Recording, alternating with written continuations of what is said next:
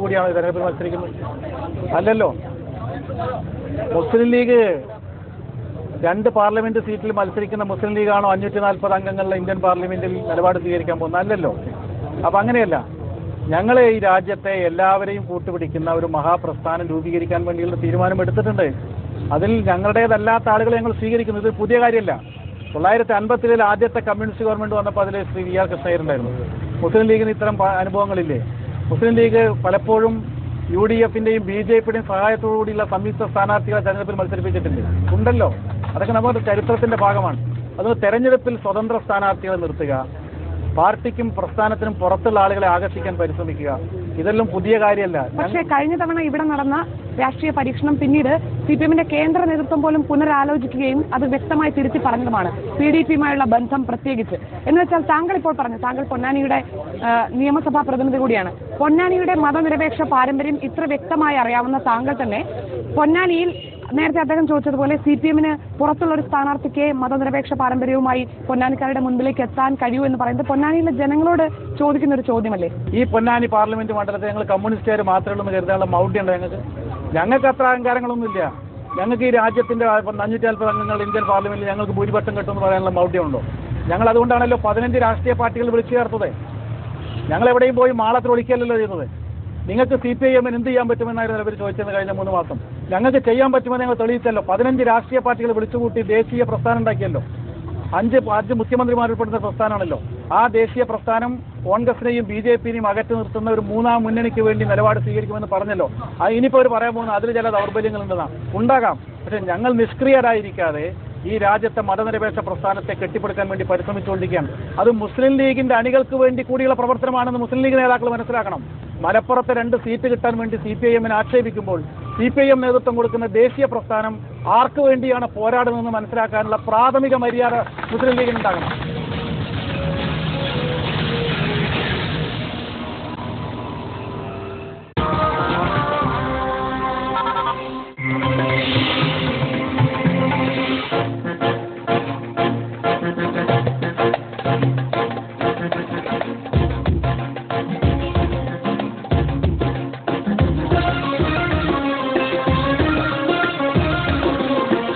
പ്രവാസ ലോകത്തിന്റെ തുടിപ്പുകളുമായി പ്രതീക്ഷകളുടെ കാഴ്ചകളുമായി Gulf this week.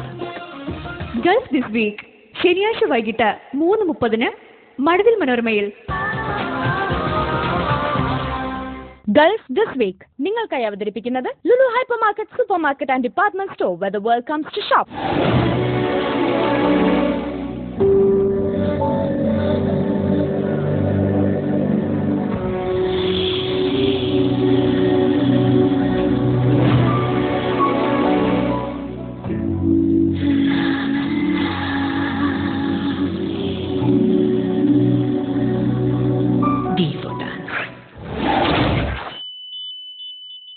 D4 Dance powered by ഒരു നുള്ളു ക്ഷാമ മതി ഒരു നല്ല ഭാര്യയാവാൻ. ക്ഷാമ സ്പൈസ് ഓഫ് ലൈഫ്.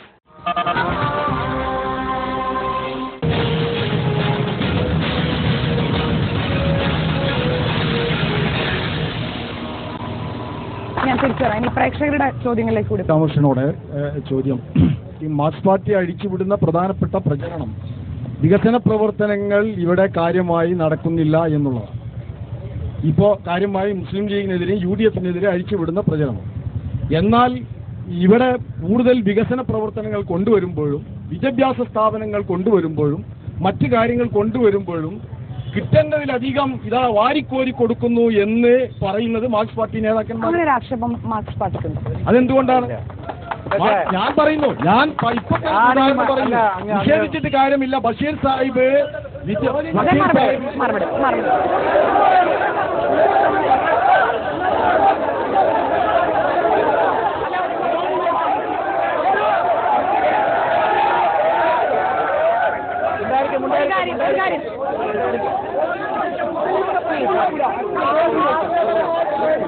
മലപ്പുറം ജില്ലയ്ക്ക് കൂടുതൽ വാരിക്കോരി കൊടുത്തു എന്ന് പറയുന്നത് ഭരണപക്ഷത്തുള്ള ചില ആളുകൾക്ക് കൂടുതൽ സൗകര്യം ചെയ്തു കൊടുത്തു ചില വിമർശനങ്ങൾ ഉയർന്നതാണ്. ഞാനും ഈ മലപ്പുറം ജില്ലയിൽ നിന്ന് ജയിച്ചു പോയ MLA ആണ്.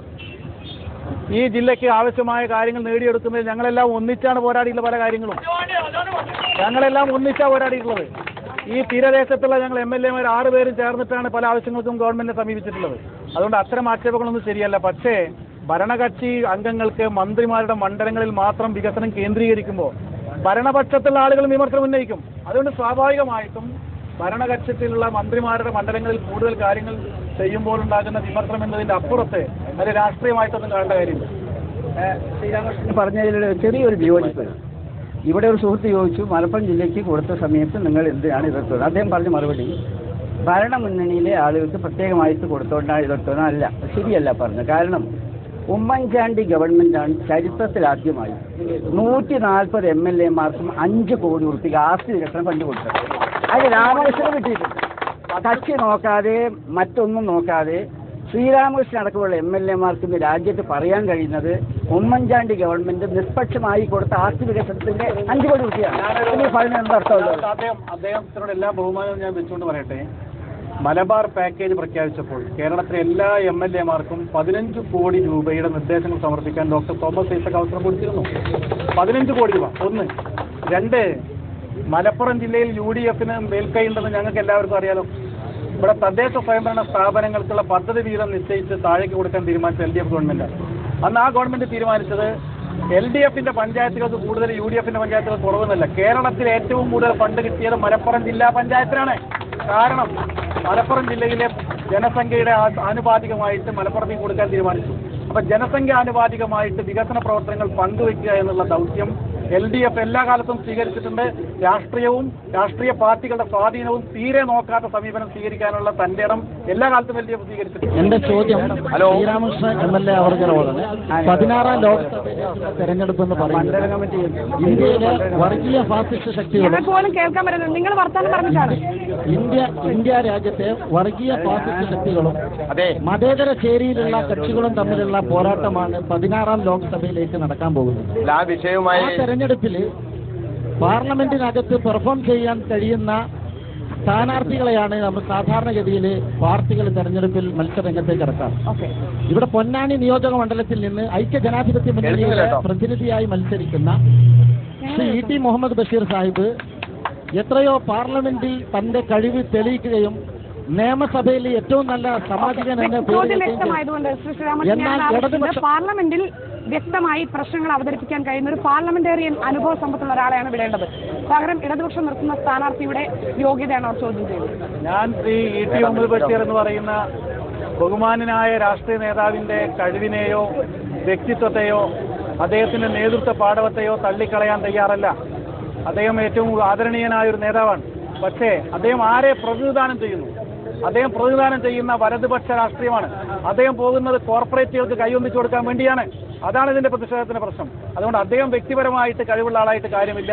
റിലയൻസിന്റെ അംബാനിമാർക്ക് കൈയൊന്നിച്ചു കൊടുക്കേണ്ട ദൗത്യമാണ് അദ്ദേഹവും ചെയ്യേണ്ടി വരിക. നരേന്ദ്രമോദി അധികാരത്തിൽ വന്നാൽ കുറച്ച് പുറകോട്ടറിയും നമുക്ക് പരിപാടി മിസ് ചെയ്യാൻ പറ്റില്ല. കാരണം പരിപാടി സ്റ്റോപ്പ് ചെയ്യേണ്ടി വരും. നിങ്ങൾ ഇടിച്ചു കയറുന്ന ഈ പ്രോഗ്രാം മുന്നോട്ട് കൊണ്ടുപോകാൻ പറ്റില്ല. ഒരുപക്ഷെ കഴിഞ്ഞ ഒരു 6 മാസത്തിനിടയിൽ കേരളത്തിലെ ഏറ്റവും കൂടുതൽ ചർച്ചയായിട്ടുള്ള ഒരു സംഭവമാണ് തിരൂരിനടുത്ത് മംഗലത്ത് CPM പ്രവർത്തകർക്ക് നേരെയുണ്ടായ SDPI ആക്രമണം. അക്കാര്യത്തിൽ ലീഗിന് ബന്ധം ആരോപിക്കപ്പെട്ടിരുന്നു. സ്ഥലം MP-ക്ക് അക്കാര്യത്തിൽ പറയാനുള്ള നിലപാടെന്താണ്? ഞാൻ പറയുന്നത് CPM ഒന്നുമല്ല ഒരു പാർട്ടിക്ക് നേരെയും ഒരു വ്യക്തിക്ക് നേരെയും SDPM എന്നല്ല ഒരു സംഘടനയിലെ ആൾക്കും അതിക്രമം ചെയ്യാൻ അവകാശമില്ല. ഞങ്ങൾ അതിക്രമത്തിന് കൂടെ നിൽക്കില്ല. ഞങ്ങൾ CPM തമ്മിൽ പല അഭിപ്രായത്തിലുണ്ട്. പക്ഷേ CPM എന്നുള്ള ആള് കായികമായിട്ട് മർദ്ദിക്കുകയാണെങ്കിൽ ഞങ്ങൾ അവരെ കൂടെ ഇല്ലെന്ന് മാത്രമല്ല ശക്തമായിട്ട് ഞങ്ങൾ എതിർക്കും. ആ കാര്യത്തിൽ അദ്ദേഹം അങ്ങനെ പരസ്യമായി പറഞ്ഞതിനോട് എനിക്ക് യോജിപ്പാണുള്ളത്. ഇവിടെ ആ മംഗലത്തെ ഉപതെരഞ്ഞെടുപ്പിൽ 3 CPIM നേതാക്കൾ വിജയിച്ചതുമായി ബന്ധപ്പെട്ട ആഹ്ലാദ പ്രകടനത്തിലേക്കാണ് SDPIയുടെ വാഹനം കടന്നു വന്ന് പ്രശ്നങ്ങൾ ഉണ്ടാക്കുന്നത്. എന്തുകൊണ്ട് മുസ്ലിം ലീഗിന്റെ പരാജയത്തിൽ SDPIക്ക് പ്രകോപനം വന്നു? ഞാൻ മനസ്സിലാക്കുന്നത് ആ തെരഞ്ഞെടുപ്പിൽ ആവശ്യമായ പ്രവർത്തനങ്ങൾക്ക് നേതൃത്വം കൊടുക്കാൻ മുസ്ലിം ലീഗിന്റെ കൂടെ പ്രവർത്തിച്ചവരിൽ SDPI പ്രവർത്തകരുണ്ടായിരുന്നു. അവരുടെ ലിസ്റ്റ് ഈ നാട്ടിലെ ആളുകൾക്കൊക്കെ അറിയാം. അപ്പോൾ അവരെ ഇന്ന് വരെ തള്ളിപ്പറയാനോ ഒഴിവാക്കാനോ മുസ്ലിം ലീഗ് തയ്യാറായിട്ടില്ല. അപ്പോൾ പുറമേക്ക് നിലപാട് സ്വീകരിക്കുകയും പലപ്പോഴും അറിഞ്ഞോ അറിയാതെയോ ഇവരെ സംരക്ഷിക്കുകയും ചെയ്യുന്ന സമീപനം ലീഗ് തുടരുന്നത് കൊണ്ടാണ് ഈ പട്ടാപ്പകൽ ഇത്ര വലിയ ആക്രമണം നടത്താനുള്ള ധൈര്യം ഉണ്ടായിരുന്നു. അതൊരു സാമാന്യ യുക്തിയുള്ള ചോദ്യമാണ്. SDPI എന്തുകൊണ്ട് പ്രകോപിതരായി എന്ന് ചോദിക്കാനുള്ള ഒരു സങ്കടം ശ്രീരാമകൃഷ്ണൻ ഇല്ലാതെ പോയതുകൊണ്ടാണ് ഞങ്ങളോട്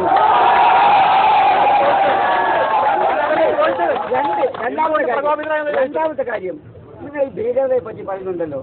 CPM തന്നെ ഒരു ഭീകര പ്രസ്ഥാനമാണ്. CP ചന്ദ്രശേഖരന്റെ ആത്മാവ് ഇവരെ വേട്ടയാടിക്കൊണ്ടിരിക്കുകയാണ്.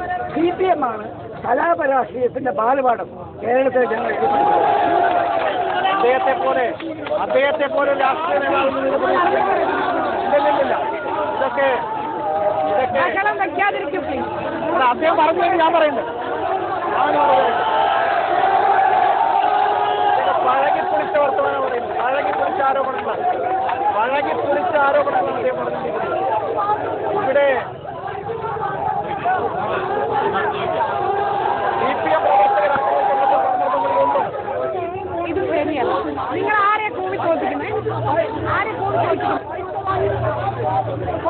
CPM പ്രവർത്തകർ ആക്രമിക്കപ്പെട്ട ഒരു സന്ദർഭത്തിലും മുസ്ലിം ലീഗ് ഇദ്ദേഹം പറഞ്ഞതുപോലെ തടയാൻ വന്നിട്ടില്ല എന്ന് മാത്രമല്ല, പലപ്പോഴും പ്രതികളെ രക്ഷിക്കുന്ന സമീപനം സ്വീകരിച്ചു, കേസുകൾ എഴുതിത്തള്ളാനുള്ള നിലപാട് സ്വീകരിച്ചു. ഉപ്പ് തിന്നവർ വെള്ളം കുടിക്കട്ടെ എന്ന് പരസ്യമായ പ്രസ്താവന ഇദ്ദേഹത്തിന്റെ ഭാഗത്ത് വരണ്ടായി. അതുകൊണ്ട് പരസ്യമായിട്ട് നിലപാട് സ്വീകരിക്കുന്നത് സെക്യുലർ സമൂഹത്തെ തൃപ്തിപ്പെടുത്താനാണെങ്കിൽ രഹസ്യമായിട്ട് എപ്പോഴും ഇവരെ സഹായിക്കുന്ന സമീപനമാണെന്നുള്ളതാണ് അനുഭവത്തിലൂടെയുള്ളത്. ഈ നാട്ടുകാർക്ക് എല്ലാവർക്കും അറിയാം. ഈ മലപ്പുറം ജില്ലയിൽ സംഘടിതമായ തീവ്രവാദ പ്രവർത്തനത്തിന് ആക്കം കൂട്ടുകയും ആ തീവ്രവാദ പ്രവർത്തനത്തിന് ഇരുമുന്നണിയിലെ എൻ്റെ കൂടെ നിൽക്കുന്ന രണ്ട് കക്ഷികളും മാറി മാറി പ്രോത്സാഹിപ്പിച്ചതിന്റെ ഫലമാണ് മലപ്പുറം ജില്ലയിലെ ഇത്തരം അക്രമങ്ങൾ നടന്നുകൊണ്ടിരിക്കുന്നത്.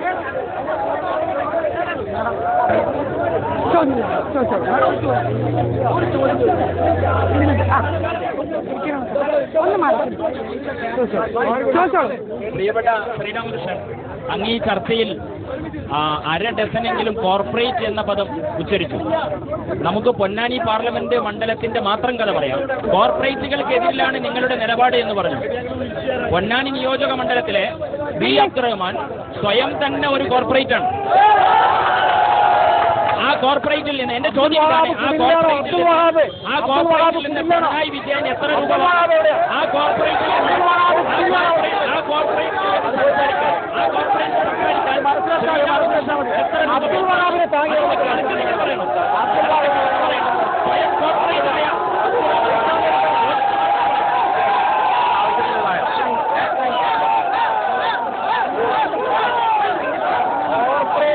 രാഷ്ട്രീയത്തെ പിന്തുണയ്ക്കുന്ന സമീപനത്തെ എതിർക്കുന്നതും ഏതെങ്കിലും ഒരാളുടെ വ്യക്തിപരമായ സമ്പാദ്യം തമ്മിൽ വ്യത്യാസമുണ്ട്. അബ്ദുറഹ്മാനെ കുറിച്ച് പറയുന്നതിന് മുമ്പ് അബ്ദുൽ വഹാബിനെ കുറിച്ച് പറയും. അബ്ദുൽ വഹാബ് ഏത് പാർട്ടിയാണ്? അബ്ദുൽ വഹാബിന്റെ പ്രാഥമിക ബന്ധപ്പെടുത്തിയപ്പോഴാണ്. അവസാനമായി LDF-നോട് ഒരു ചോദ്യം ചോദിക്കാനുള്ളത്. പ്രതിപക്ഷ നേതാവിനോട് LDF-ന്റെ വിജയസാധ്യതയെ കുറിച്ച് പ്രതിപക്ഷ നേതാവിനോട് ചോദിക്കുമ്പോൾ അദ്ദേഹം പോലും ഇപ്പോൾ ഉറപ്പിച്ച് പറയാൻ തയ്യാറാകുന്നില്ല. അത് LDF-ന്റെ സ്ഥാനാർത്ഥി പട്ടികയിലുള്ള വിശ്വാസം. അദ്ദേഹം ഇരിക്കുന്ന സംസ്ഥാന കമ്മിറ്റി കൂടി ചർച്ച ചെയ്ത് അംഗീകരിച്ച സ്ഥാനാർത്ഥി പട്ടികയാണ്. അദ്ദേഹത്തിന് എതിർപ്പുണ്ടാവും ഞാൻ പ്രതീക്ഷിക്കുന്നില്ല. അതിപ്പോൾ തീർച്ചയായിട്ടും ഇടതുപക്ഷത്തിന് വലിയ വിജയം നേടുമെന്നുള്ള കാര്യത്തിൽ യാതൊരു സംശയവുമില്ല. അത് പ്രതിപക്ഷ നേതാവിന്റെ സംശയത്തെക്കുറിച്ച് എനിക്ക് വരുന്നുണ്ട്. ശ്രീ കെ നാരായണൻ, അവസാനത്തെ ചോദ്യം താങ്കളോട് ചോദിക്കാനുള്ളത്. പൊന്നാനിക്കാർ ഇത്തവണ വിജയിക്കുന്ന രാഷ്ട്രീയം എന്തായിരിക്കും താങ്കൾ പറയുന്നത്? പൊന്നാനി പാർലമെന്റ് മണ്ഡലത്തിലെ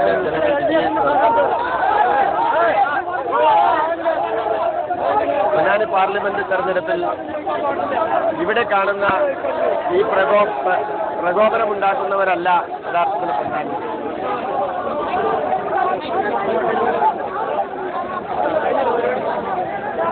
സാറില്ല അവര് തെക്കട്ടെ പ്രശ്നമല്ല.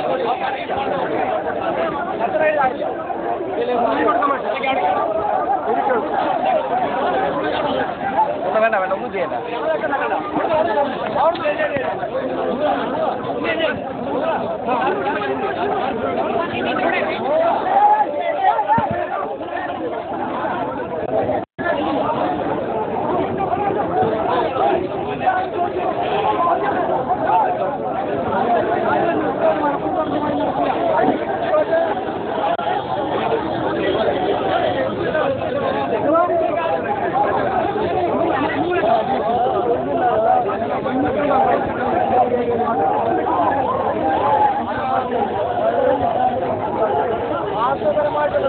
അതിയായില്ല.